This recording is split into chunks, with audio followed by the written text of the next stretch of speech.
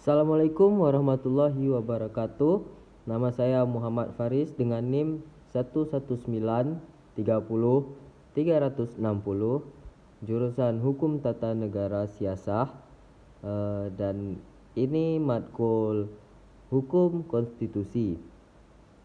Di sini saya akan menjelaskan atau menguak kembali atau meresum dari pertemuan pertama sampai sekarang, yaitu pertemuan ke-7 sebagai bentuk tugas ujian tengah semester atau UTS. Di pertemuan pertama, kita atau saya akan meresum tentang pengertian konstitusi, yang dimana Kamus Besar Bahasa Indonesia atau KBBI mengatakan atau mencantumkan konstitusi adalah segala sesuatu tentang ketentuan atau undang-undang dan sebagainya. Konstitusi juga dapat diartikan sebagai undang-undang dasar suatu negara. Dikutip dari Encyclopedia Britannica, konstitusi adalah badan doktrin dan praktis yang membentuk prinsip pengorganisasian fundamental negara politik. Konstitusi suatu negara atau negara bagian adalah jenis dokumen hukum khusus yang menjelaskan bagaimana pemerintahnya seharusnya bekerja. Secara sederhana, konstitusi mengemukakan antara lain bagaimana para pemimpin negara dipilih dan berapa lama mereka akan bertugas, bagaimana undang-undang baru dibuat, dan hukum lama harus diubah atau diteruskan.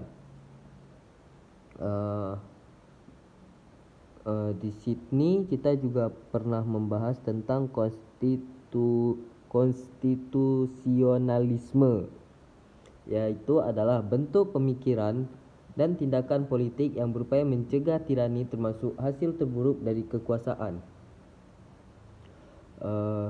Dan untuk menjamin kebebasan hak-hak individu, maksud konstitusionalisme adalah perilaku politik sesuai dengan konstitusi. Sejak abad ke-18, elemen penting dalam konstitusionalisme adalah modern adalah doktrin pemerintahan terbatas di bawah hukum dasar tertulis.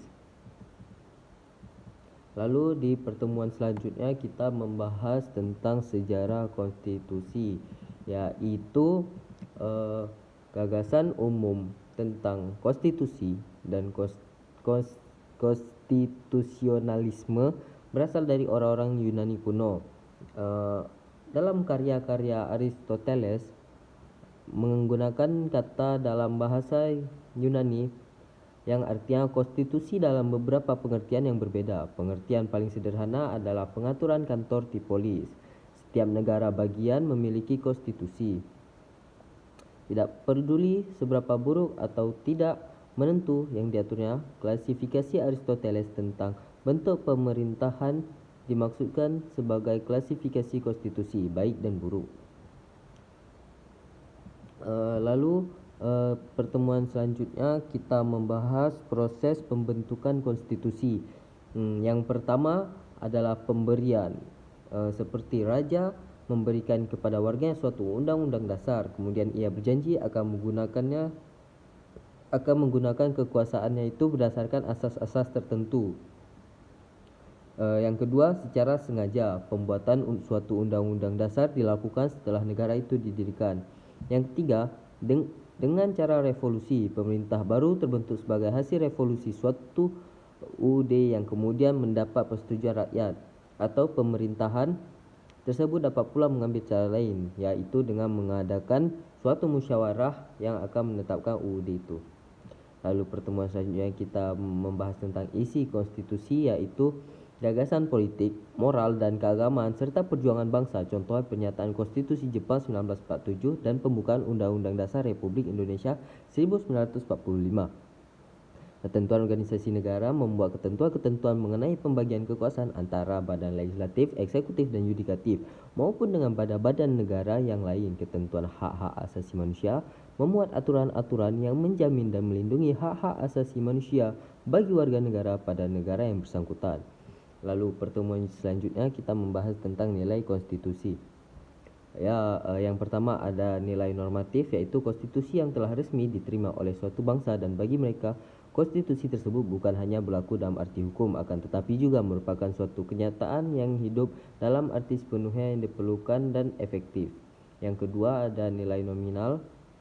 Konstitusi yang mempunyai nilai nominal berarti secara hukum konstitusi itu berlaku, tetapi kenyataan kurang sempurna sebab pasal 2 tertentu dari konstitusi tersebut dalam kenyataannya tidak berlaku. Yang terakhir ada nilai semantik. Suatu konstitusi mempunyai nilai semantik jika konstitusi tersebut masih berlaku secara hukum tetap berlaku, namun kenyataannya adalah sekadar memberikan bentuk dari tempat yang telah ada dan digunakan melaksanakan kekuasaan politik. Yang terakhir, kita membahas tentang perubahan konstitusi. Nah, di sini penyebab konstitusi diubah adalah konstitusi yang ada tidak sejalan dengan cita-cita bangsa, konstitusi yang ada tidak relevan dan tidak dapat menjawab permasalahan-permasalahan aktual yang dihadapi bangsa. Dan cara mengubah konstitusi adalah amandemen konstitusi yang dibuat oleh legislatif, diubah oleh rakyat melalui proses referendum, amandemen konstitusi yang dibuat melalui proses konvensi oleh lembaga yang memang dibentuk khusus untuk melakukan proses amandemen tersebut. Nah, mungkin saya hanya memaparkan segini saja dari pertemuan pertama sampai yang sekarang, yaitu pertemuan ke-7.